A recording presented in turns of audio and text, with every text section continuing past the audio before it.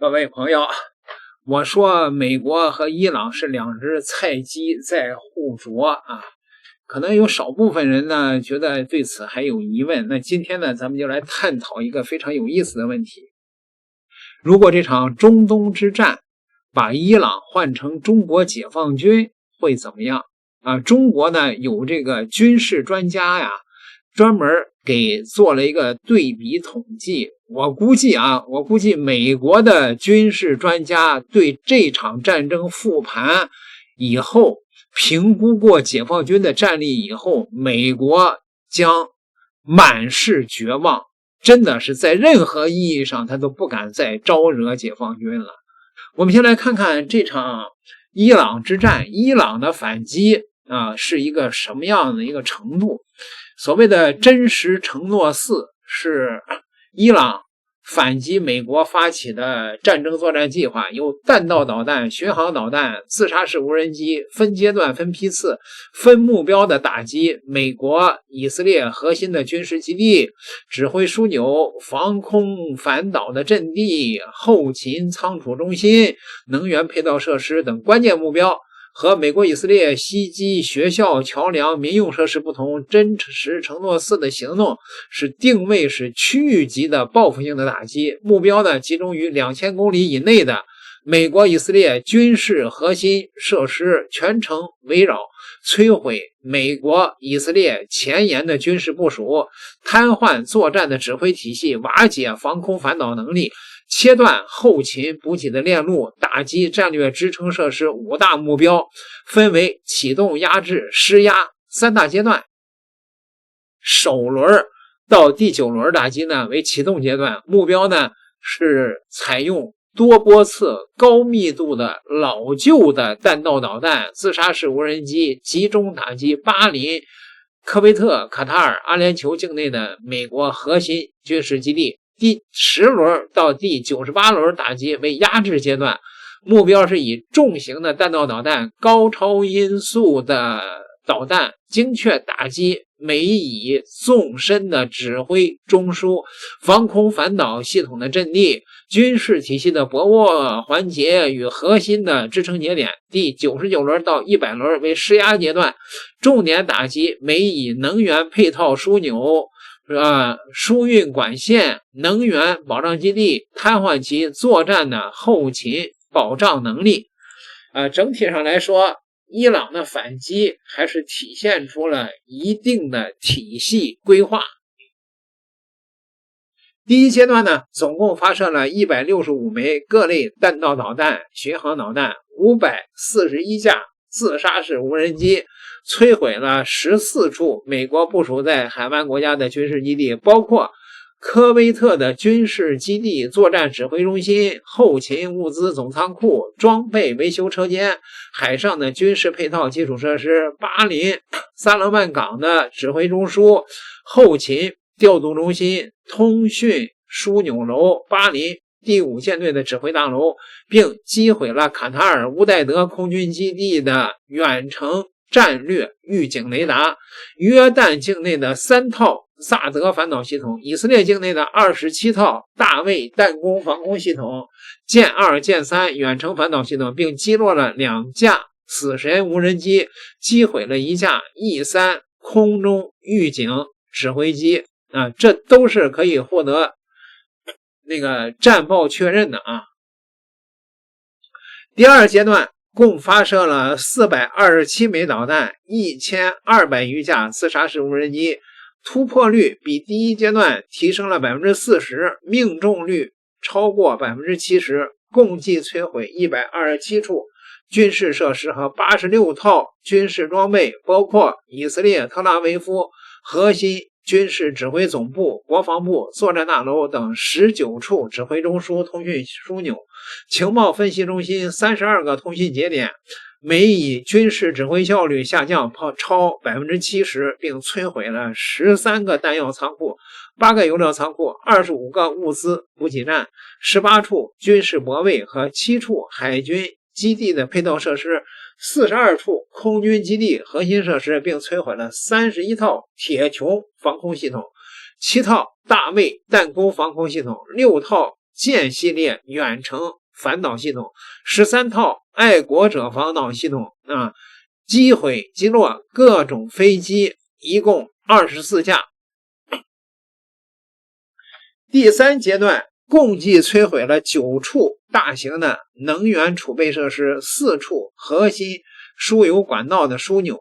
，7处能源中转泵站，摧毁了美以残余的6套铁球系统和6套爱国者系统，并2次打击11处军事基地，彻底清除其残余的作战能力。3个阶段共发射了592枚各类导弹和1741架自杀式无人机，命中率达到了 65%， 共计摧毁了142处军事设施，瘫痪22处军事设施，击毁了98套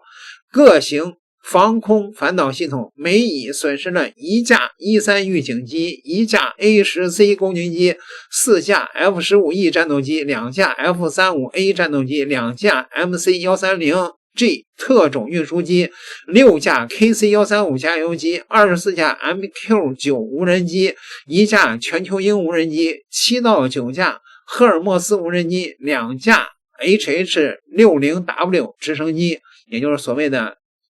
这个小蜜蜂、黑鹰之类的啊。这是伊朗的战果和动用的装备。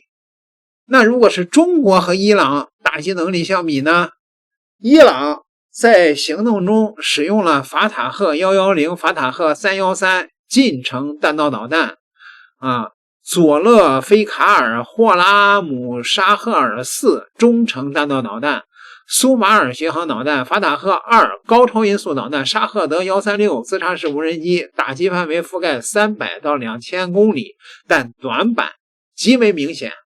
伊朗拥有超过3000枚不同类型的弹道导弹，大部分都是近程的常规导弹。最先进的霍拉姆沙赫尔4远程导弹和法塔赫2高超音速导弹价格昂贵，数量不足，无法支撑大规模的高强度的打击。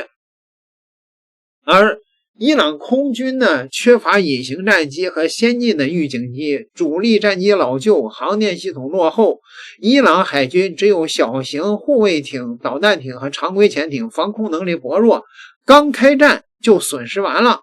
海空军都没法参战。伊朗的作战方式较为简单，完全依赖导弹和无人机，没有海空军的协同，难以形成持续的打击优势。导弹呢，缺乏分导多弹头、诱饵弹等技术，突防手段仅有末端机动加高速飞行，射程仅能覆盖中东地区，难以威胁美国本土，让美国从容对伊朗实施打击，无法改变战术上的劣势。而伊朗呢，也缺乏完善的毁伤评估体系，只有探测范围有限的地面雷达和侦察半径不足500公里的无人机，卫星数量有限，技术落后，无法实现侦察和精准定位，无法实现确定目标是否被彻底的摧毁，也无法及时调整打击计划。伊朗的指挥体系分散，各部队之间缺乏统一的指挥调度，信息传递不畅，导弹、无人机缺乏有效的配合，打击节奏混乱，打击时间重叠，重复打击部分目标未被摧毁的目标也未能得到及时的补充打击，浪费了宝贵的导弹资源，无法打击美以的机动军事目标，主要打击的都是固定建筑，难以造成美以大量的军人的伤亡。那如果是换成中国解放军上场呢？手握东风系列弹道导弹与长剑系列巡航导弹的火箭军的装备技术水平和作战能力均处于世界顶尖水平。伊朗法塔赫110的射程才300公里，东风 15C 的射程600公里，法塔赫313射程500公里，东风16射程1500公里，佐勒菲卡尔射程1500公里，东风 21C 射程2100公里，霍拉姆沙赫尔4射程2000公里，东风26射程5000公里，法塔赫2射程1400公里，东风17射程2000公里，苏马尔射程1000公里，长剑100射程2000公里，东风26中远程导弹如果部署在伊朗，足以覆盖中东、欧洲乃至北美的部分地区。中国的导弹不但有和伊朗一样的高速突防、末端机动变轨和饱和突击的手段，还有分导式弹头、诱饵弹、速燃火箭、隐身材料等尖端的突防手段，让美以的反导系统拦截概率将会不到 10%。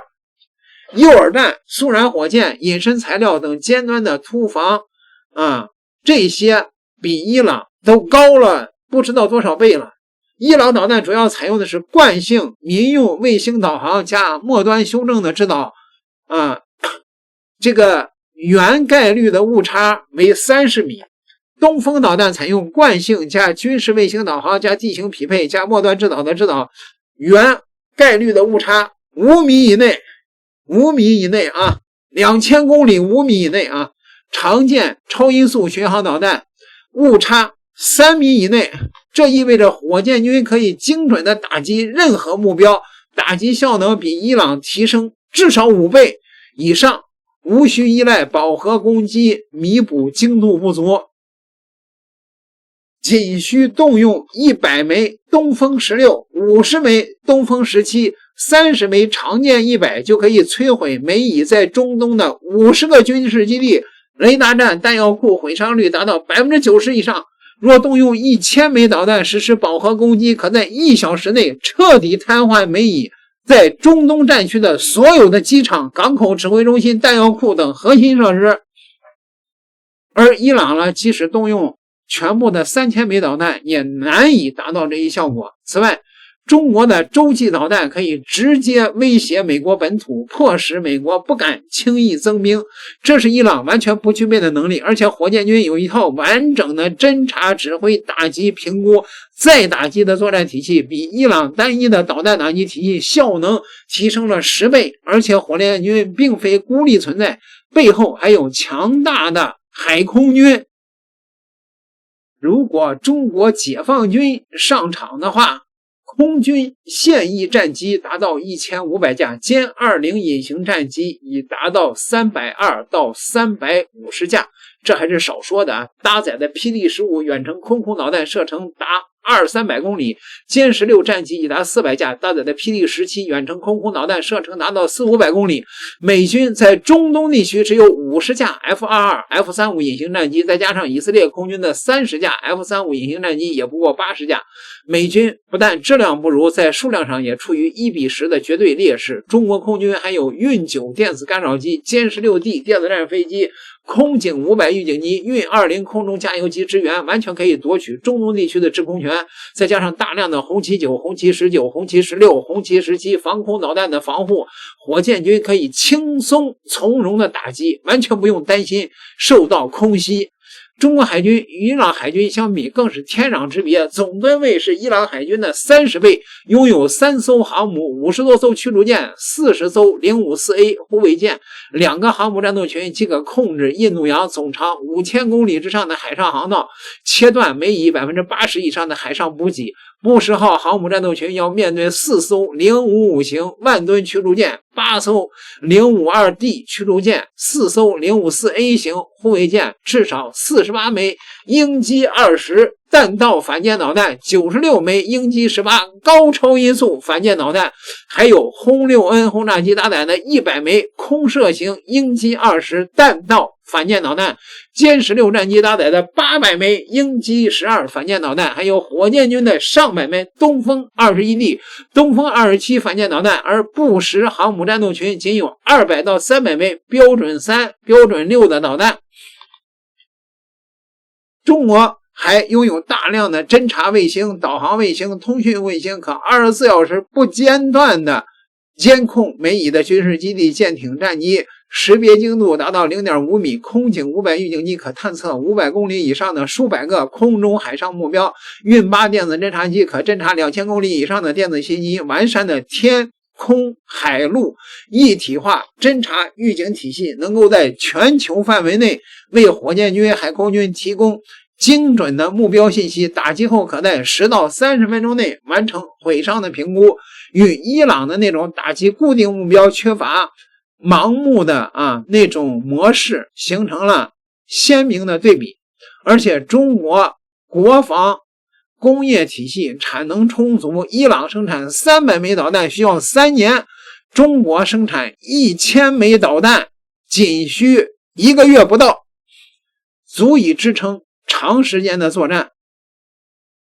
美军连伊朗的行动几百枚弹道导弹都拦不住，更别说拥有高度一体化、具备强大的反介入区域拒止能力的中国。如果中国解放军上场的话，美军瞬间从优势力量沦为绝对劣势，开战数小时就会被体系性的摧毁，完全不堪一击。你如果把这个情景换成中国收复台湾的时候，那也是一样的道理。美国评估之后只有深深的绝望。所以说中国收复台湾，美军没有能力也没有胆量插手，谁来谁死。点个订阅，咱们下集再聊。